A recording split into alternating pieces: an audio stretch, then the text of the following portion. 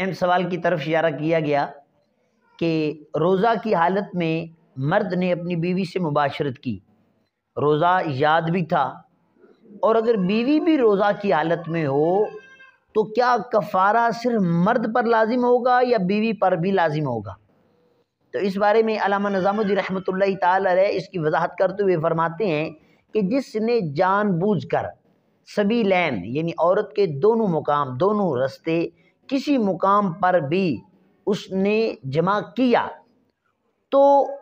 اس میں قضا بھی ہے اور کفارہ بھی ہے، یعنی دونوں سبیلین میں سے کسی ایک رستے پر بھی مرد نے جمع کیا، قضا بھی لازم ہوگی اور کفارہ بھی لازم ہوگا، اس میں انزال شرط نہیں ہے، یہ بھی یاد رکھنا۔ اور اگلی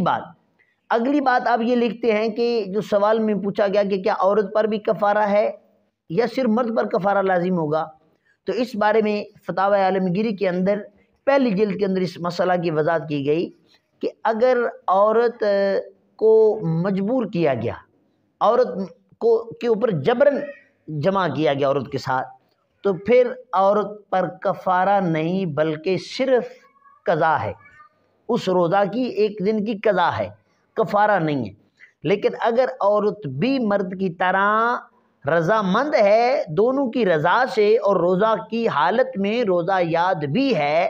تو پھر دونوں پر، میاں پر بھی اور بیوی پر، فاعل اور مفعول دونوں پر قضا بھی ہے اور کفارہ بھی ہے۔ جیسا کہ کفارہ میں نے پہلی بھی ویڈیو کے اندر بتا دیا، کفارہ یا تو غلام آزاد کرے گا یا 60 مسکینوں کو کھانا کھلائے گا اور یا پھر 2 ماہ کے مسلسل پے در پے